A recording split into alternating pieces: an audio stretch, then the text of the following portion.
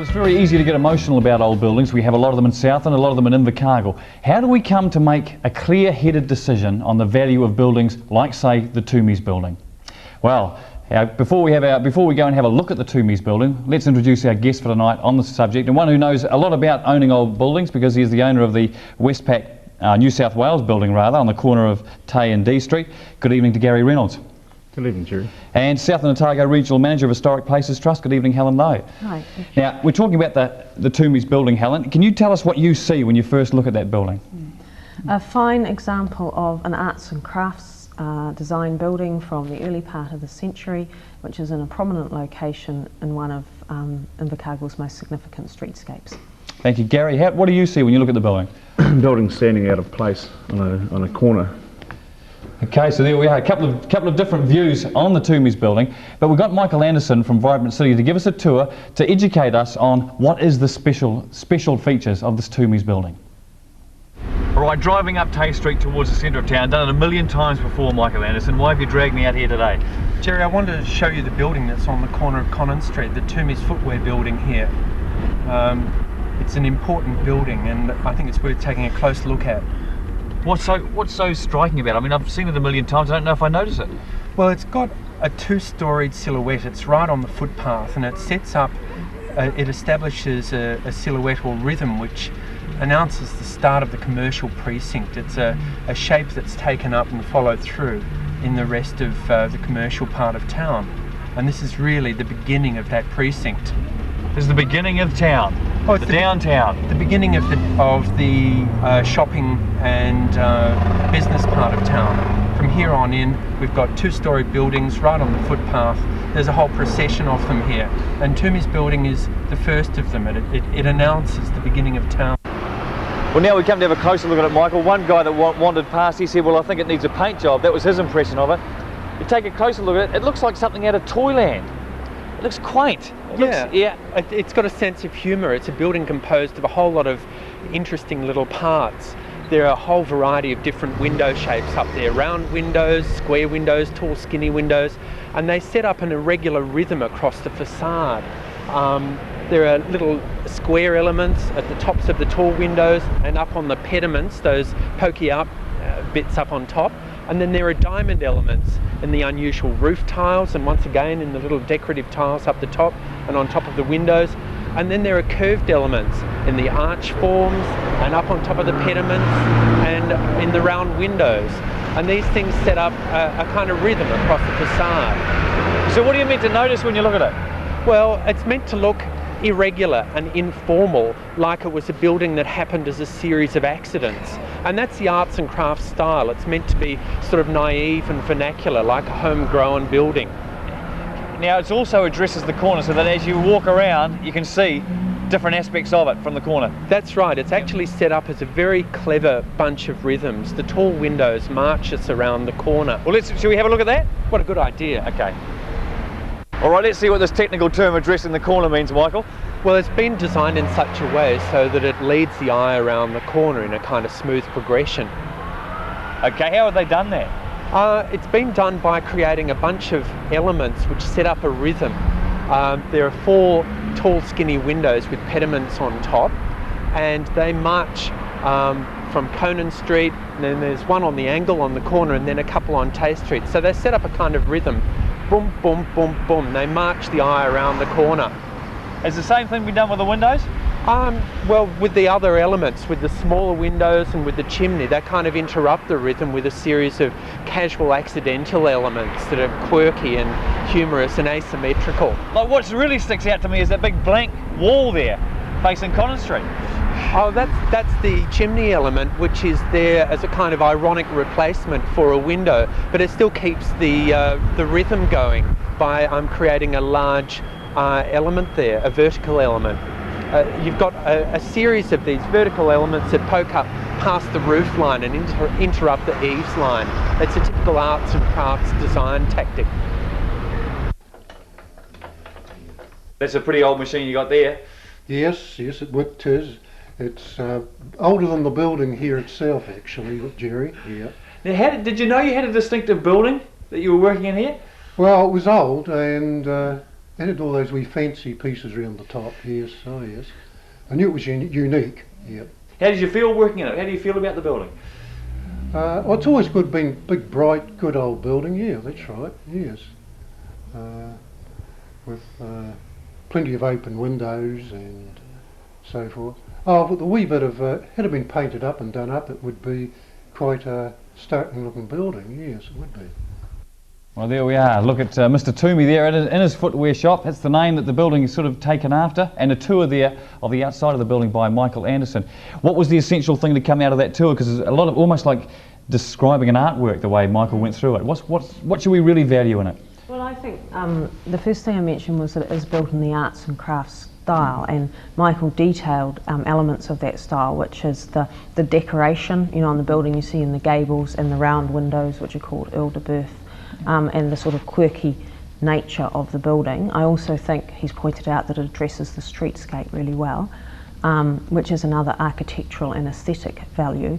And I think the fact that it's been on that street corner for approximately 85 years and has been part of the Invercargill streetscape gives it historical and cultural value as well. Okay, let's take up one of those points. First of all, did you appreciate the arts and crafts style of it, Gary? Did you realise that? Well, not really on the top of it, but when you look at the bottom of it, it's totally removed from the top. It looks different altogether.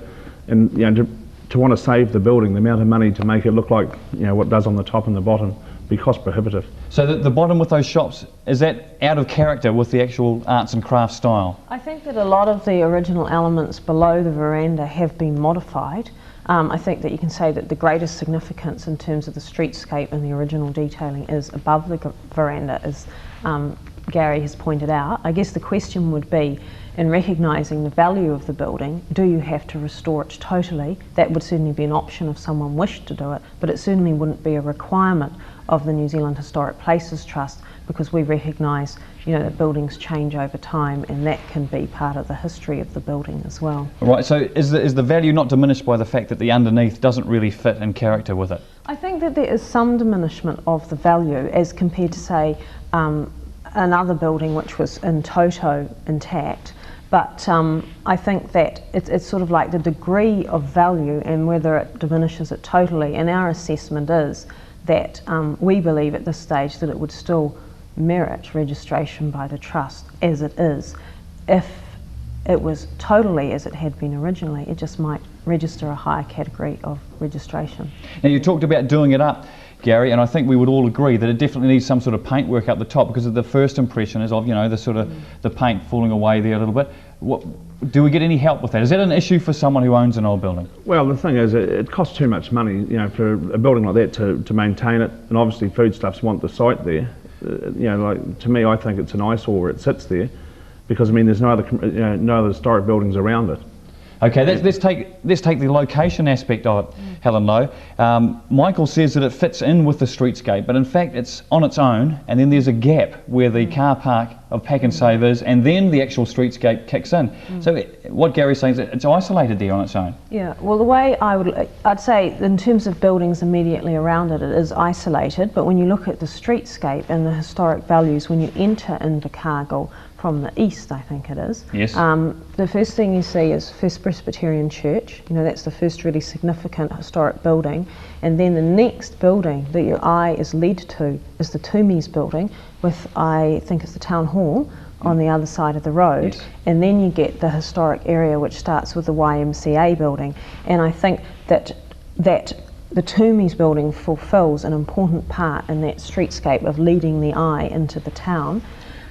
Yeah, your reaction to that, Gary? Does it lead the eye into the town? Or? Well, I don't think so. When you're driving into town and looking this way, you'd catch the civic building, I think, a lot quicker than you would that, because it looks older and it looks better. If that wasn't there, we'd have a car park.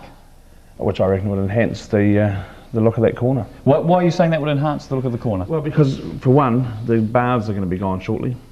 I mean, it's going to be what's going to be there. That's on the opposite side of the Toomey's building, on Collins Street. Yeah. There's going to be a new looking building there, and then you're going to have an old looking decrepit thing in the bottom, the way it looks to me. If the building all looked, was all modernised. I mean, I'm sorry, it was all old. and all the bottom was old too, I think it would look all right. But there it's isolated from where it is. Okay, so we're looking at, if it was gone, we'd have a car park and the whole pack and save area there, which is modernised, and possibly the other corner will be modernised shortly. That would be a theme. That's what Gary's saying. That would be in keeping with the theme of that area. Well, I'd actually like to make a couple of points. Well, one is that in relation to the maintenance of the building, you know, normal maintenance, painting, things like that, you know, it is just normal maintenance. I think that that building would improve enormously just with a simple coat of paint. It is the sort of normal maintenance that you would expect from a building owner. In terms of my own experience of entering Invercargill, which I did for the first time last year, and that really struck me, you know, the first church and then the Toomey's building, and then, you know, and so your eye as you drive in, it isn't led so much to the civic building. To replace that with just car park, I think is really going to, the building that will really be isolated by that rather than consolidated is the First Presbyterian Church. You know, it's going to be isolated at that end. Then there's basically going to be, in terms of trying to develop the streetscape value, a bit of a wasteland with a car park there. Taking up another issue too, the economic situation for someone who owns a building like that. Like in Pack and Save's case, the car park could be of more value to them than what the tenants are paying in the building. Well, I would say it would be. By the time they put maintenance into it, there's not much maintenance in a car park, and it gets more customers in there. The other thing is the tenants that are there now can come into the heart of the city where we need them. Okay, so is it a little bit too far out of town? We're trying to get people into the centre of the city. We don't have a great population here in Invercargill. Your reaction to those comments, Helen, just before we finish? Yeah, I think that the economics are a little bit difficult sometimes to address, whether tenants should be there or whether they should be in the inner city. But I think to me the Toomey's building is part of the, you know, what I regard as the inner city. It's within that overall area.